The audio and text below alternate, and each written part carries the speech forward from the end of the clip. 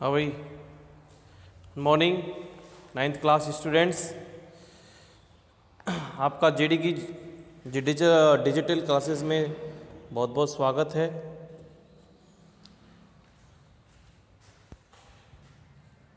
आज हम पढ़ेंगे ईमेल। बोर्ड पर आपको दिख रहा होगा क्लास 9th के ईमेल किस प्रकार से लिखा जाए।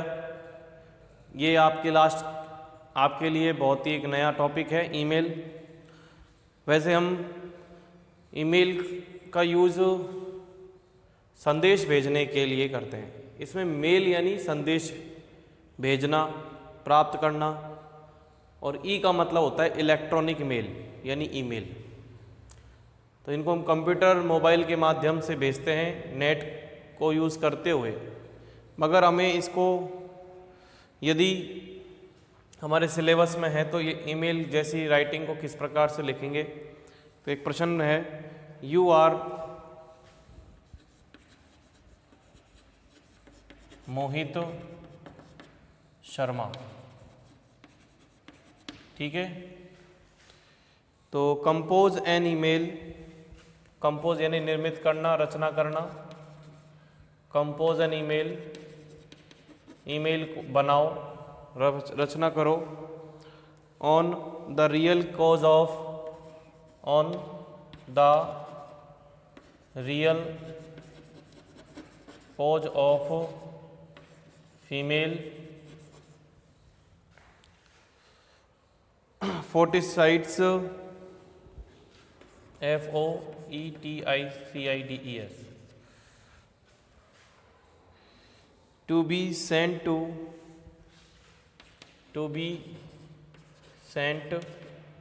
to क्या दे रखा है, news@paper.com, news@paper.com, ठीक है। तो इस प्रकार से हमको तैयार करना है। तो सबसे पहले ध्यान देंगे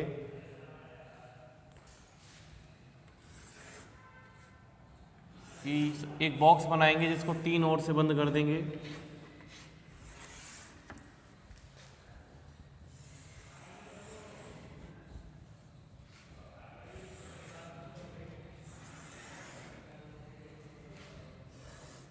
और इसमें हम बराबर से ऊपर की तरफ से 4 लाइन ड्रॉ करेंगे।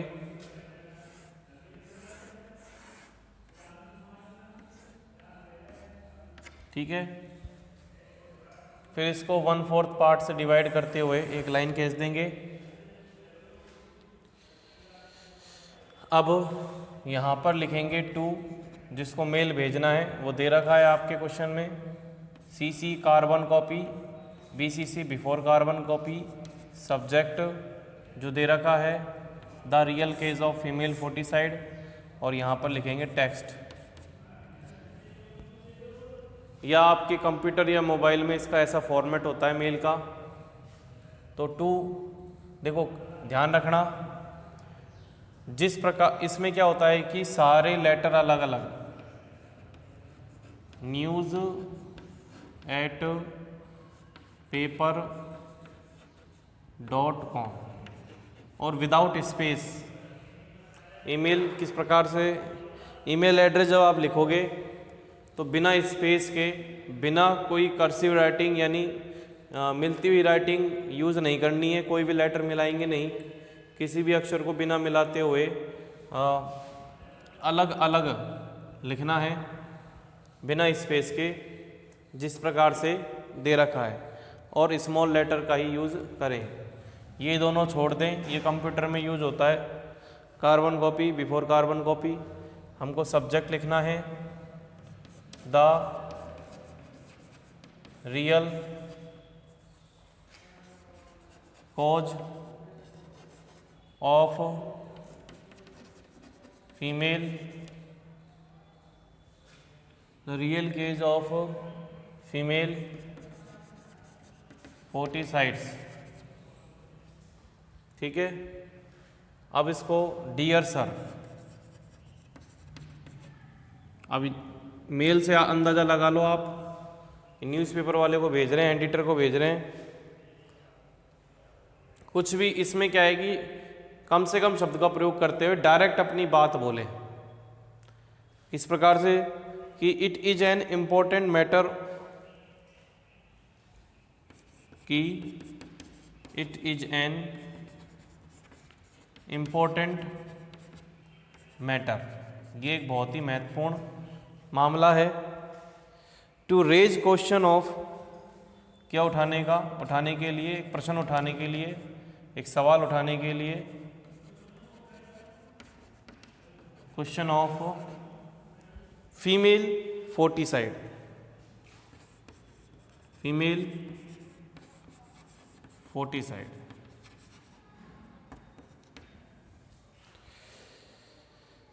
तो the real cause of it is, अब बता रहे अपन जो मेन कारण क्या है, वास्तविक कारण क्या है, द रियल कॉजेज, वास्तविक कारण क्या है, वास्तविक कारण क्या है फीमेल फोर्टिसाइड्स के। तो लिखेंगे the real cause behind it, इसके पीछे जो सबसे महत्वपूर्ण कारण है, the real cause behind it, क्या मान सकते हैं अपने मन से, आप मान लो अपने क्षेत्र के हिसाब से बात करो, क्योंकि हर क्षेत्र में अलग अलग लेकिन एक कॉमन चीज़ भी होती है, जैसे extra expenses in Indian wedding, भारतीय शादी में बहुत ज़्यादा खर्चे, ठीक है।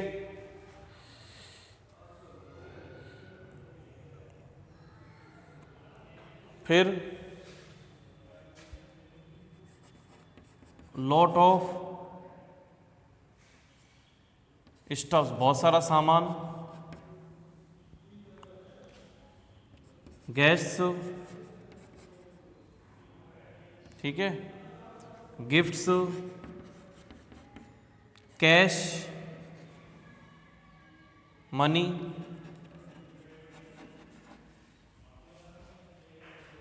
हैव बीन या have to be given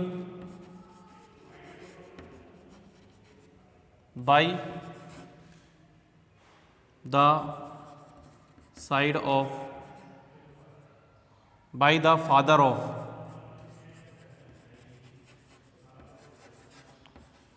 bride, यानी दुल्हन की तरफ से, किस रूप में, एज इन फॉर्म ऑफ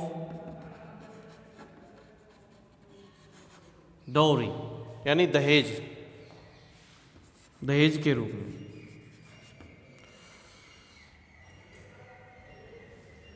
ठीक है,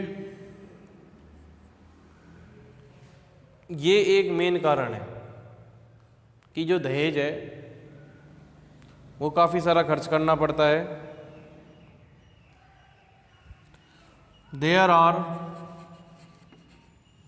there is strict anti dowry law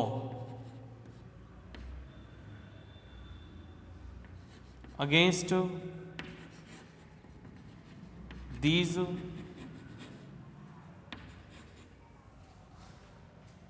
activities, but government activities, but it is very painful, ये बड़ा दर्दनाक है। It is very painful that even government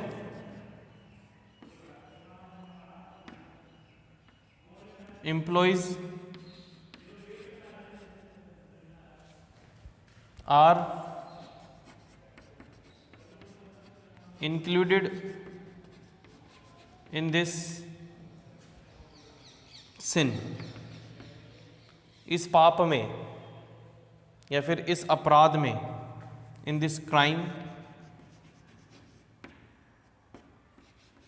it must be considered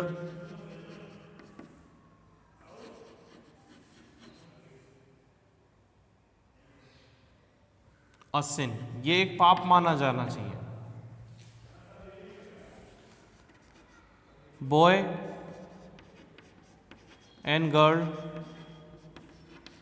both are same. Government authority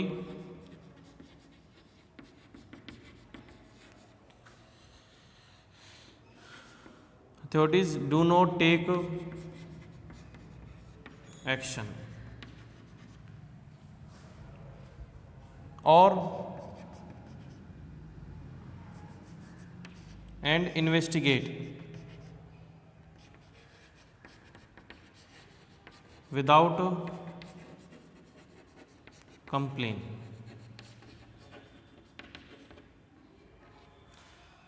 कहने का मतलब यह है कि कोई भी इसमें,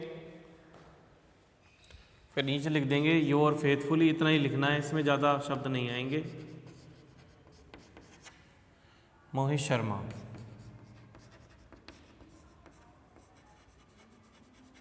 अब देखिए इसका हिंदी अर्थ, ये बड़ा महत्वपूर्ण है, महत्वपूर्ण मामला है, एक सवाल उठाने का फीमेल फोर्टिसाइड का। रियल कोज क्या है बता रहे हैं कि द रियल कोज जो है, जो कारण है वो क्या है। वो कारण है इसके पीछे ये बहुत ज़्यादा एक्स्ट्रा खर्चे होते हैं, फिजूल खर्ची जिसको बोलेंगे हम, इन इंडियन वेडिंग। क्या होता है Indian wedding?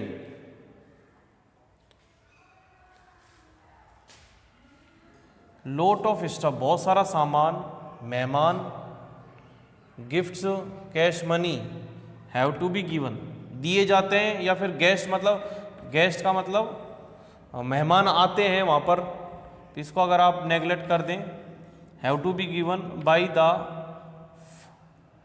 Father of bride, दुल्हन के पिता को देना होता है, as in form of dowry, दहेज के रूप में। ठीक है, इसको हटा देंगे अपन, यहाँ पर लिख सकते हैं अपन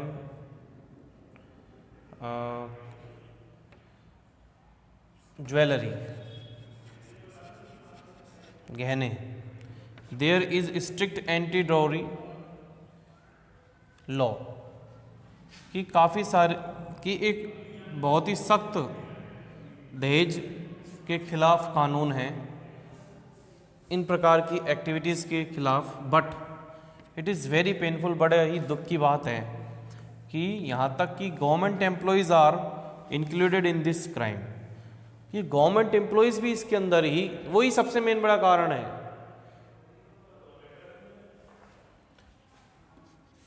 it must be considered a sin, इसको एक अपराध नहीं, इसको पाप माना जाना चाहिए। Boys and girls both are same, दोनों ही समान है।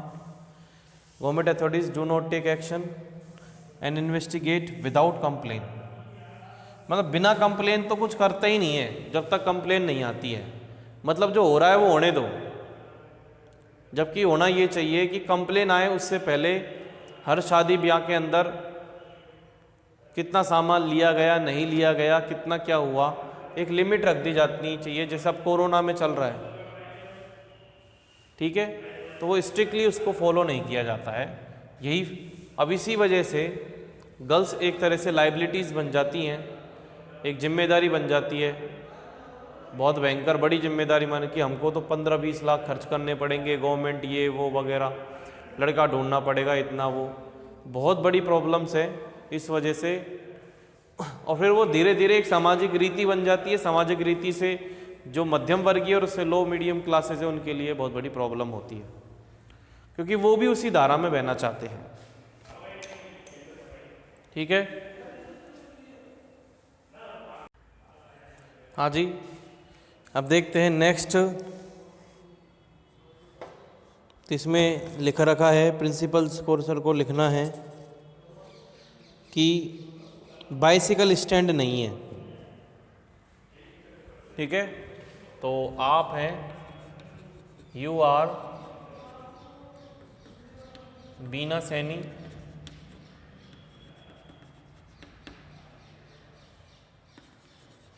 Reading in MGM school Jaipur.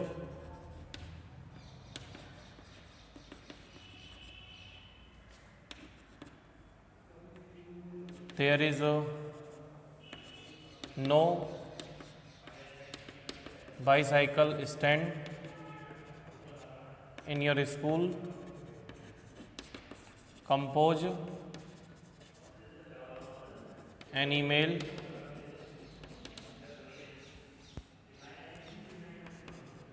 to the principal mentioning your problem.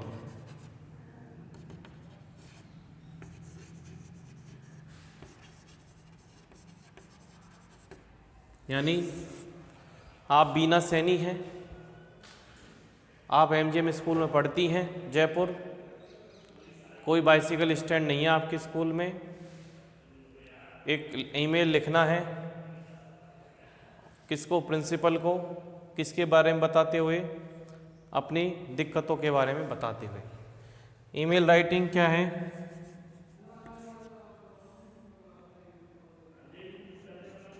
MGM principal 18@gmail.com। यहाँ पर लिखेंगे टू, ध्यान देना, CC BCC सब्जेक्ट सर, या फिर सब्जेक्ट या टेक्स्ट। ईमेल क्या दे रखा है? MGM principal 78@gmail.com। ये दोनों कॉलम खाली छोड़ दो। उसके बाद सब्जेक्ट आ जाता है the necessity of bicycle stand in school campus. ठीक है सर, किस प्रकार से? Respectfully I want to draw your kind attention towards किस तरफ? A school matter.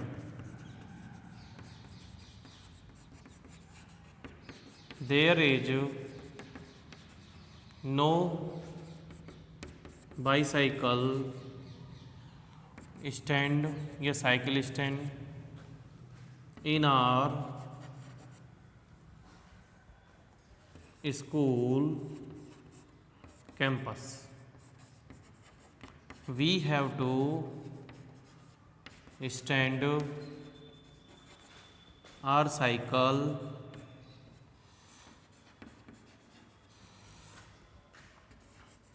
out of the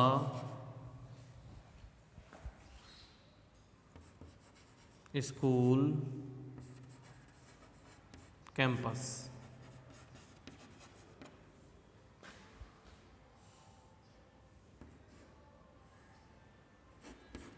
up to the May month, up to the May month 3 cycles have been stolen।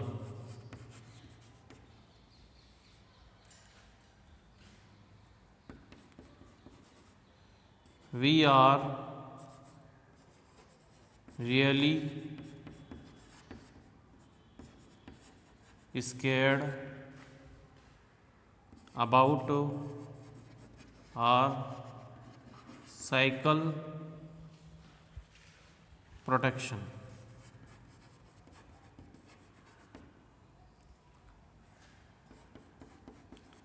We are not able to do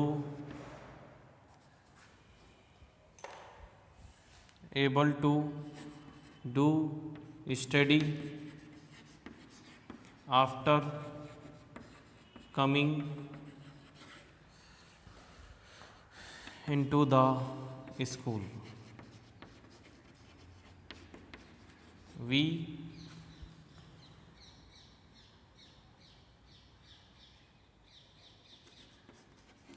always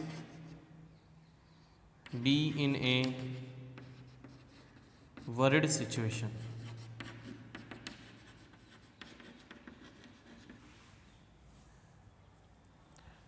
I request you to arrange a cycle stand in our school campus for the protection या proper protection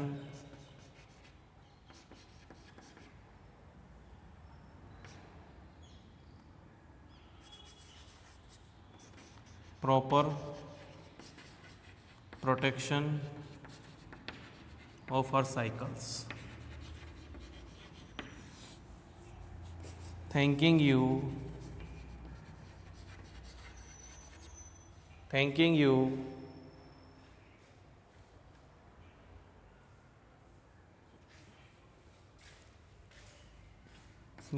yours obediently,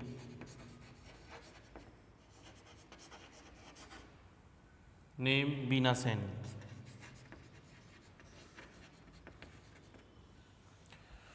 देखिए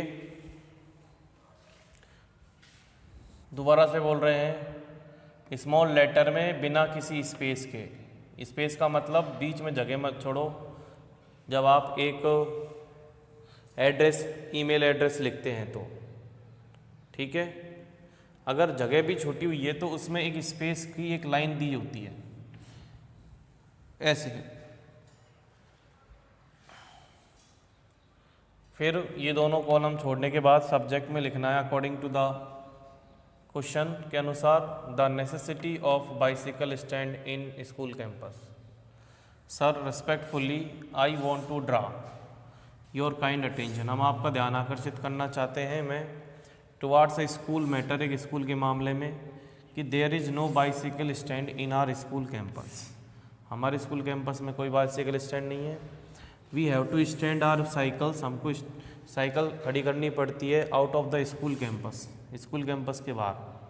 up to the May month, और मई महीने तक जो है 3 cycles जो हैं चुर चुकी हैं। We are really scared about our cycle protection. हम बहुत ज़्यादा डरे हुए हैं हमारी साइकिल के प्रोटेक्शन के बाद की वजह से। And we are not able to do study. हम कर नहीं पाते हैं study after coming into the school, कि हम स्कूल आ जाते हैं तो हम स्टडी नहीं कर पाते। क्यों? We always be in a worried situation. We always be in a, हम हमेशा इसमें रहते हैं, किसमें? एक चिंता भरी सिचुएशन में। I request you to arrange a cycle stand in a school campus for the proper protection of our cycles. Thanking you your obediently. तो ये हो गया आपके एक ईमेल